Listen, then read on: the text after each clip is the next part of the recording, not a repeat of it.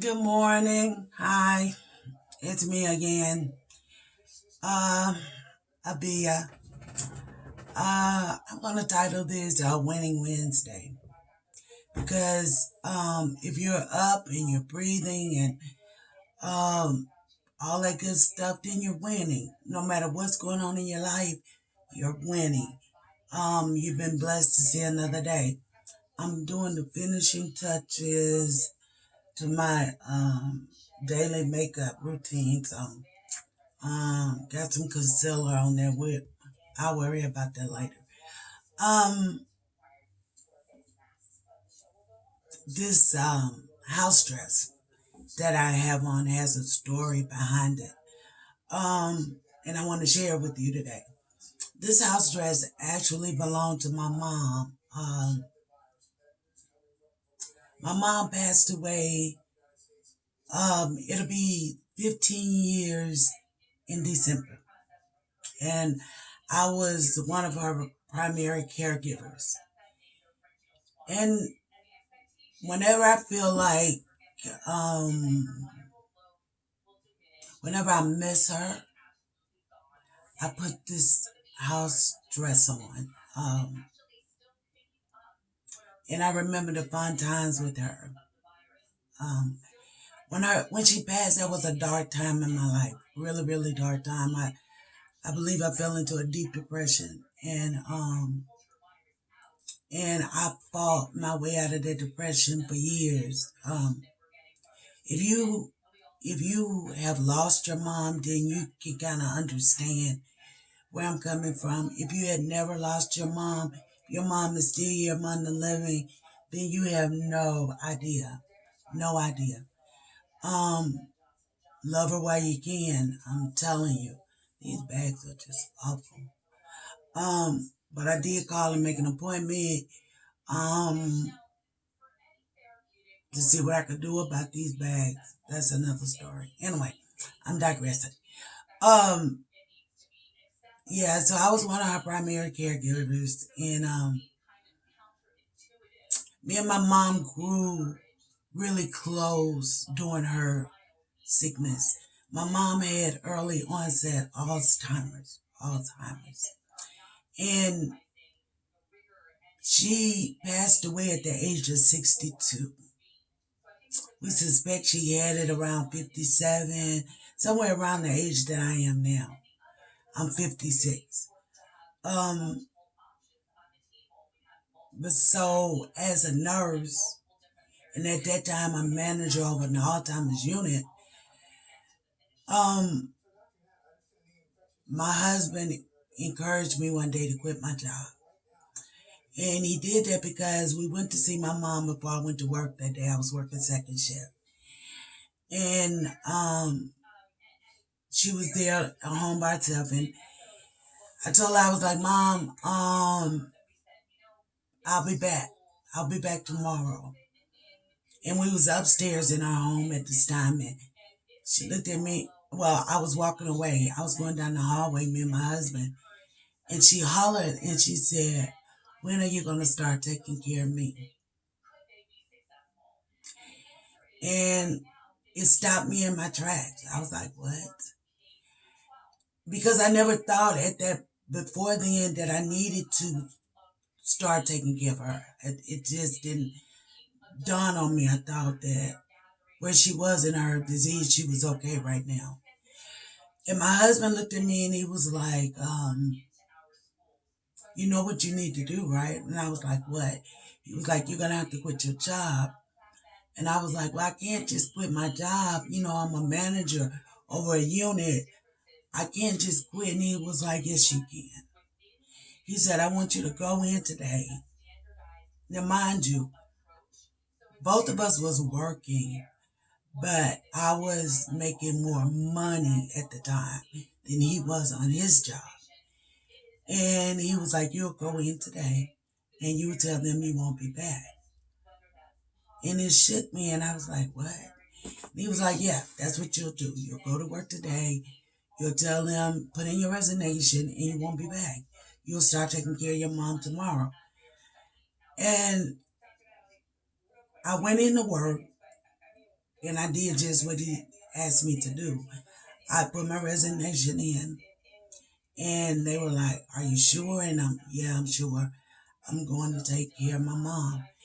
And that was the best decision I ever made in my life. Because you got to know the backstory with me and my mom. My mom was a mother of 6 children. She had 3 boys and 3 girls. I was the middle girl, and I had 3 older siblings and 2 younger siblings. So sometimes when you caught in the middle, you're kind of overlooked. But I don't think that was her intentions to overlook me. I just think she had so much going on because my mom was a mother young. She, at the age of 22, had 5 children. So she was young. She had a lot of kids, and so she was dealing with a lot. She had 6 kids, and my dad was working, and yeah, we come from a 2-parent household. Grew up with both of our parents in our house. So not that she intentionally tried to look over me, because I don't think she did. I just think I wasn't a squeaky wheel. So sometimes they say the squeaky wheel is the one that gets the oil first. So I wasn't a squeaky wheel. So I think she thought I was okay. So it made me be independent. It made me be more like, oh, I could, no big deal. Things happen, no big deal. So a lot happened. Like I said, I got a backstory. We'll talk about that some other time. But doing this, I took care of her for 3 years before she passed away. So during this time, I got to really know my mom. I got to really know her. I Even in her disease, I feel like she got to really know me. She got to really start depending on me. Um, she was my life for 3 years. Everything I did, everything I thought about revolved around Annie T. That was her name for 3 years. And so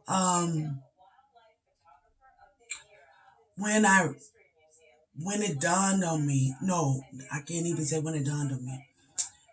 Me and my mom had got bedridden in June of the same year that she died. And so me and my husband and my youngest daughter moved in with them, with my mom and dad. We had our own house, maybe a couple of miles from them. But we moved in with my mom and dad because it was just easier. My dad was still working. He couldn't be up with my mom every night and still go to work or whatever. So anyway, in the mornings I would get up and I would come downstairs, and me and her would pray together before I would get her out of the bed.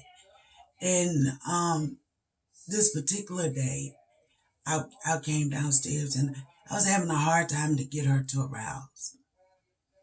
And so I was like, well, I'll pray, I'll bathe her, and we'll get her up. And I started praying, and I heard a voice tell me to call her children home. At this time, I had a brother in Florida, a sister in Birmingham, Alabama, and a sister in New York. My oldest brother was here, and my 2 oldest brother and myself was here in town. It it was a Monday. They said I heard this voice say, "Call our children home," in the midst of my prayer, and it shook me.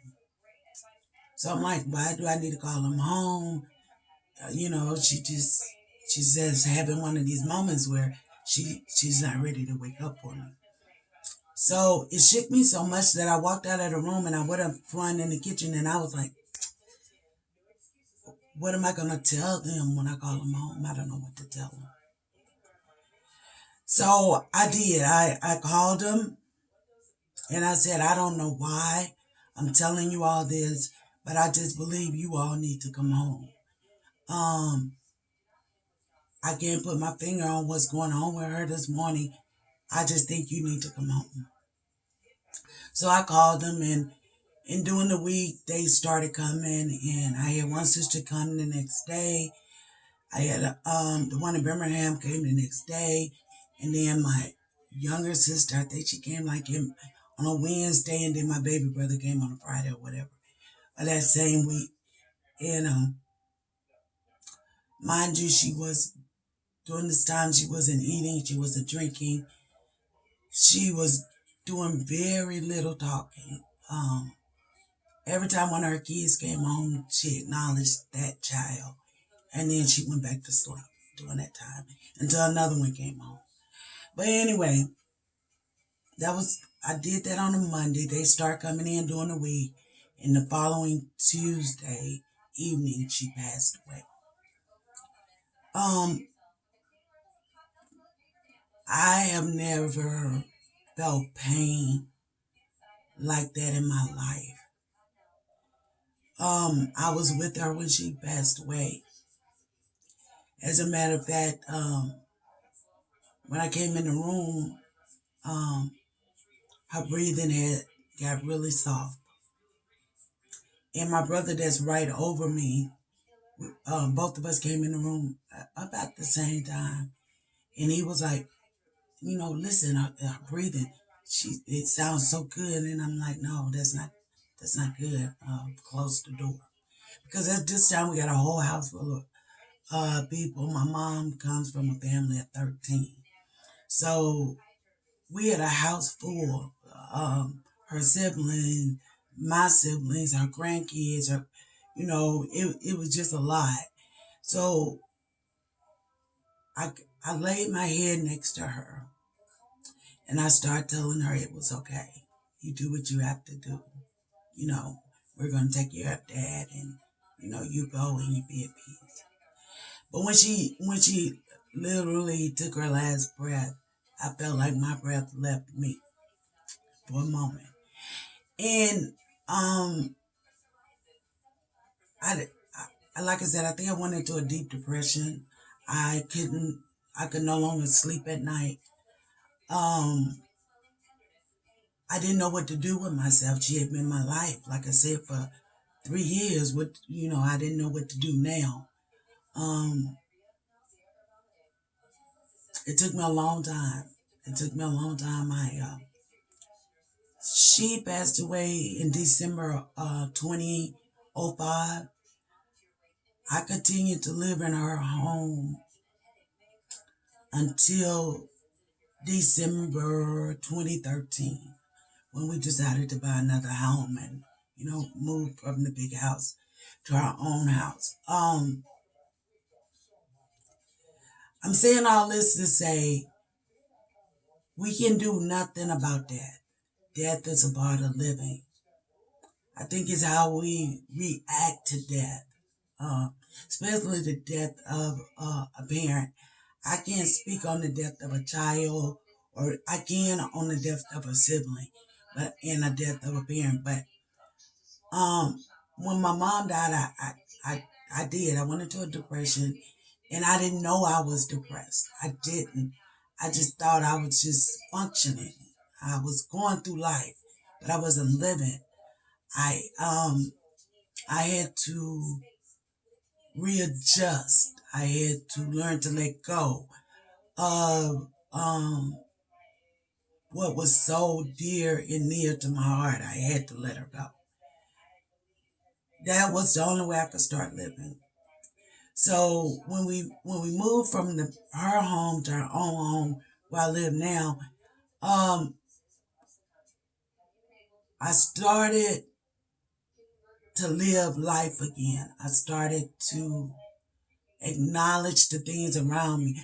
I started to breathe again. I wasn't just going through the motion. I was honestly breathing again. And it took a lot of prayer. It took a lot of understanding the death. Now mind you, I'm a nurse. I've been with a lot of people. When I say a lot of people, I mean a lot of people when they passed away. I was a geriatrics nurse. So I knew death, but I didn't know death up and close. Like that. Like my mom, man. That's my mom. She carried me in her body. Um, Everybody said I look just like her. Um, how do I put this? If you are blessed enough that your mom is still here, get your issues with her worked out before she leaves here or before you leave here. I'm so glad I got to spend those last 3 years with her. It was like I had her all to myself. It was like all the years growing up that I wasn't a squeaky wheel anymore. I wasn't the squeaky wheel. I became the squeaky wheel to her. I loved this woman. I loved the time that we spent together.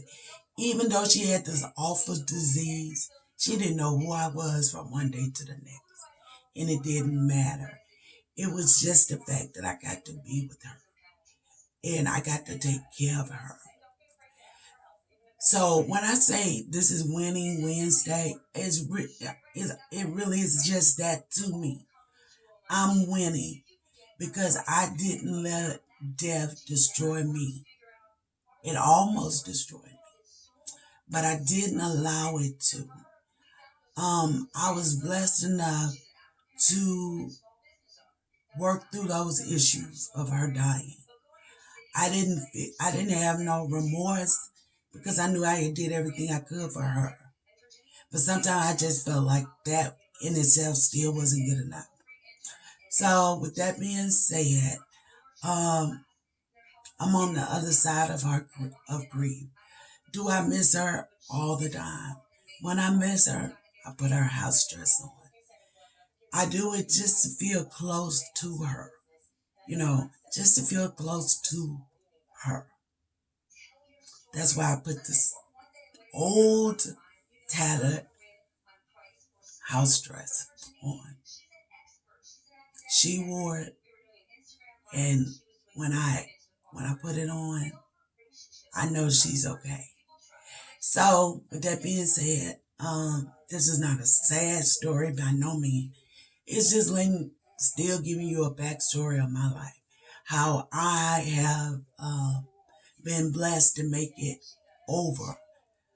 Um, do, do I still agree? But I do at times, sometimes yet different than others, but the majority of the time, I'm okay. I'm okay because I know she's okay. So with that being said, love your mom, your dad, whoever is in your circle, your grandparents, whoever is your support system. Don't let another day go by without telling them that you love them. Not only telling them, showing that you love them. Pick up the phone, call her, call them. Just saying I'm checking on you. I don't want anything. I'm just checking to make sure you're good. Checking to see if you need me. Because I'm telling you, death is gonna come again, and it's all about how you handle death that counts. Okay. Um,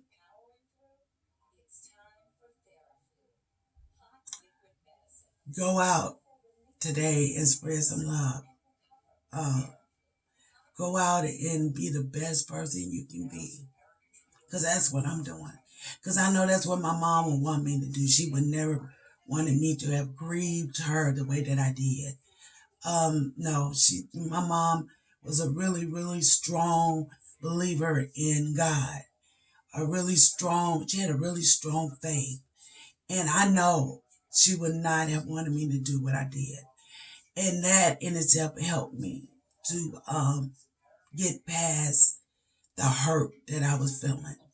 So, yeah, I got a lot to do today. That's my spiel for today. Winning Wednesday. Um, love the people who love you and pray for the ones that don't. It's okay too. All right. Have a blessed day. If you're new to my channel, welcome, welcome, welcome, welcome.